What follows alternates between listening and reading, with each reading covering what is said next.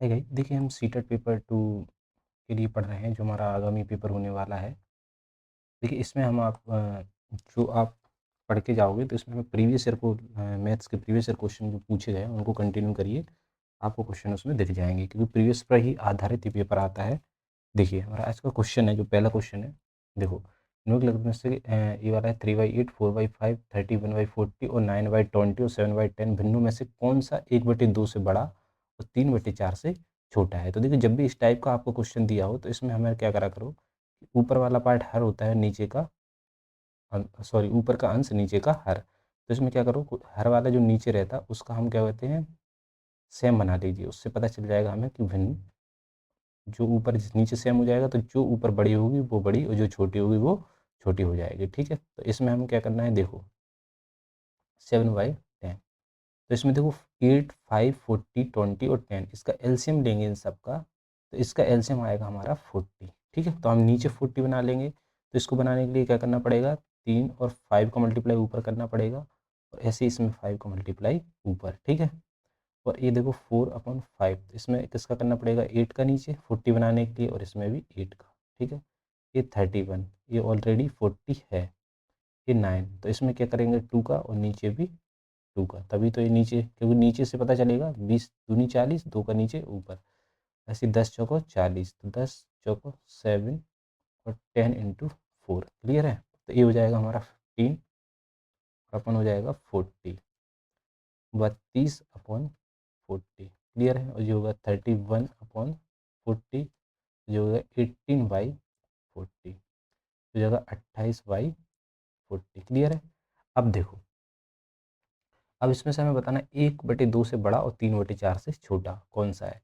तो देखो 1/2, पहले तो इसको हम इस फॉर्म में बना लेंगे, और 3/4 से छोटा, तो इसको क्या करेंगे हम, 40 नीचे बनाना पड़ेगा, तो इसमें 20 का मल्टीप्लाई, इसमें भी 20 का मल्टीप्लाई, इसमें 10 का मल्टीप्लाई और इसमें 10 का मल्टीप्लाई। ठीक है, तो 20/40 और ये हो जाएगा हमारा 30/40। तो इसके बीच में कौन सा आ रहा है, 20/40 से तो बड़ा हो, तो 20/40 से देखो बड़ा तो कौन सा होगा, लेकिन 30/40 से छोटा हो, एक।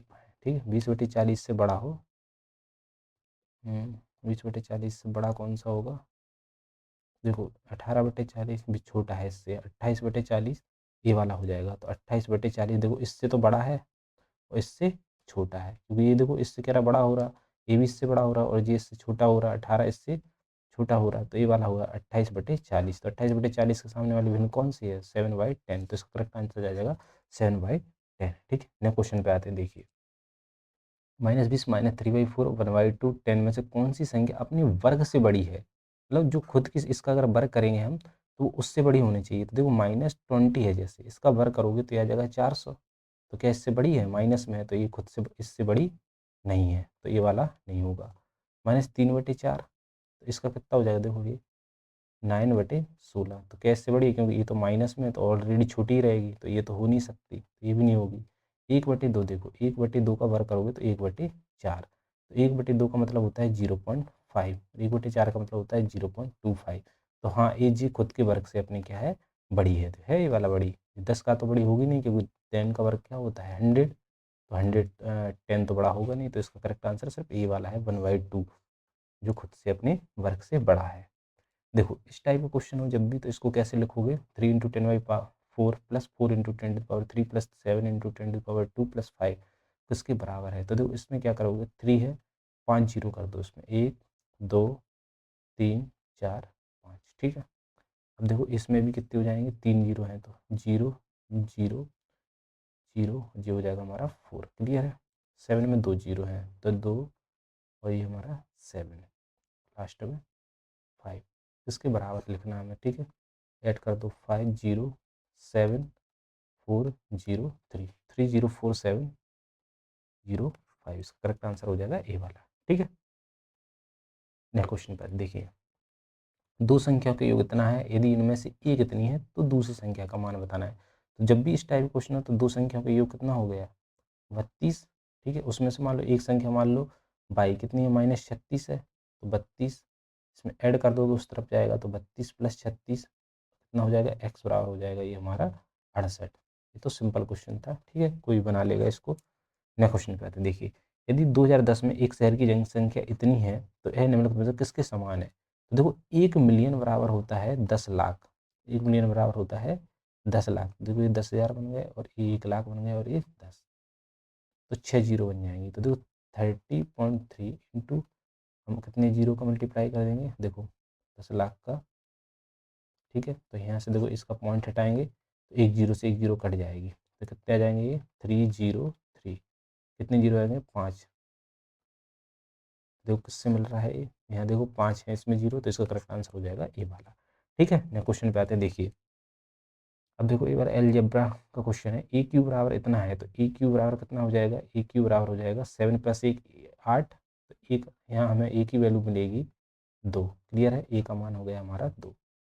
देखो ये 3 त्रिकोण 27, ठीक है, और 7 और 8 प्लस बी, तो बी का मान यहाँ से क्या करेंगे, 27 - 8 19 बचेगा, तो बी का मान हो जाएगा हमारा 19। ठीक है, अब सी का मान कैसे निकालोगे, तो 4 16 चौको 64, 4 का 3 बार 64 और 8 प्लस सी, तो सी का मान हो जाएगा 6 मतलब 56। ये तो हो जाएगा 8 माइनस जाएगा, 8 से 14 5 56। अब इनका टोटल योग बताना है, तो योग कितना हो जाएगा 56 और 19 और 2। ठीक है, तो 9 10 11, 11 6 11 6 17 7, तो इसका करेक्ट आंसर हो जाएगा 77, इसका करेक्ट आंसर हो जाएगा। देखो नेक्स्ट क्वेश्चन पे आते हैं। 4 4 20 और 28, इसका हमें क्या बताना है, एचसीएफ बताना है और क्या बताना है, एलसीएम, दोनों का योग बताना है। ठीक है हमें, तो देखो एचसीएफ 4 का, पहले तो 4 के फैक्टर निकाल लो, 2 4 20, 2 4 इंटू 5 20 के हो गए फैक्टर। ठीक है, और 28 कितने होंगे, 7 चौको 28 मतलब 2 2 4 इंटू 7। अब देखो एचसीएफ क्या होता है, एचसीएफ वो होता है जिसका तीनों में डिवाइड चला जाए। तो देखो 4, इसमें 4 देखो, इसमें भी मिल रहा है, इसमें भी मिल रहा है, इसमें भी मिल रहा है, तीनों में कॉमन मिलना चाहिए। तो एचसीएफ हमारा कितना हो जाएगा, एचसीएफ हमारा 4 हो जाएगा। क्लियर है। अब एलसीएम की बात क्या होती है, एलसीएम वो होता है जो इन सभी का उसमें डिवाइड चला जाए।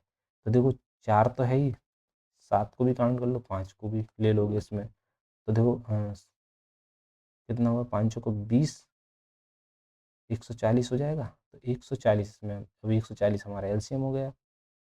ठीक है, तो ये कितना हो जाएगा, टोटल सम हो जाएगा हमारा 144। तो इसका करेक्ट आंसर हो जाएगा 144। नेक्स्ट क्वेश्चन पे आते हैं। देखिए 0.33 इतना लिखा हुआ है, 0.33, इसको प्रतिशत के रूप में किस प्रकार व्यक्त करेंगे। तो प्रतिशत के लिए हमें क्या करना रहता है कि उसमें हम क्या करेंगे, 100 का मल्टीप्लाई। प्रतिशत बदलने के लिए ये दो को कट जाएंगे, तो 11 3 33, मतलब ये तो सरल था, 300 मौखिक बता सकते हैं हम। ठीक है, नेक्स्ट क्वेश्चन पे आते हैं। देखिए ये वाली संख्याएं दी गई हैं और इनके माध्य और माध्यिका का योग बताना है हमें। तो देखो माध्य माध्य क्या होता है, मतलब समांतर माध्य, मतलब उनका एवरेज निकालना है। तो इनको हम क्या करेंगे, पहले ऐड कर लो माध्य के लिए, पहले इनको एक सीक्वेंस में लगा लो। ठीक है, सबसे पहले क्या आ जाएगा 5007। ठीक है, एक पहला वाला, उसके बाद क्या आएगा 50, बढ़ते क्रम में लगाओ इन्हें, 18। ठीक है, ये हो गया और ये हो गया। इसके बाद आ जाएगा हमारा 5.02। क्लियर है, इसके बाद आ जाएगा 5.12। ठीक है, इसके बाद आ जाएगा 5.18, इससे बड़ा, बढ़ते क्रम में लगा लिया। टोटल कितनी है 5। अब इनका माध्य निकालो, तो माध्य क्या हो जाएगा 5007, 5.018, 5.02, 5.12, 5.18। ठीक है, तो यहाँ 1000, इनको ऐड कर लो, तो कितना होगा, 7 दूनी 14 मतलब 15, 5 और 1। ठीक है, 2 से 3 4 6, 8 से 14 और हाँ 1 3 आ जाएगा यहाँ। ठीक है, 5 10 मतलब 5 55 25, तो ये हो जाएगा हमारा 25.345। अब इसको माध्य निकालना है, माध्य मतलब इसमें 5 का डिवाइड कर दो, तो कितना आ जाएगा 55 25, 5 6 30, 45। ठीक है, 5.06 आ गया। और माध्य होता है जब इनको देखो और नंबर 1 2 3, इन दोनों को हटा दो, इन दोनों को हटा दो, जिसको बीच का नंबर हमारा ये माध्य हो गया, तो इनका योग बताना है। तो 5.069, तो ये हो जाएगा हमारा 5.02। तो 9, 8, 0 और 10, तो इसका करेक्ट आंसर हो जाएगा 10.089। ठीक है, नेक्स्ट क्वेश्चन पे आते हैं। देखिए ये वाला है 2 की पावर 9 किससे विभाज्य, मतलब किसका इसमें भाग जाएगा, तो 2 की पावर 10 माइनस, देखो क्या दिक्कत हो गई,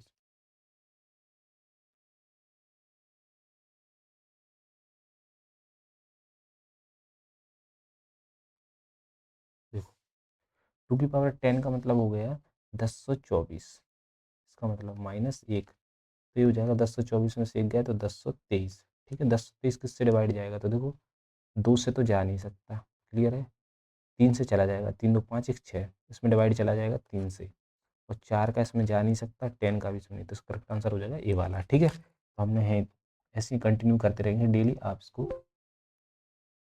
ठीक है, आप प्रीवियस वाले क्वेश्चन लगाइए। Thank you all.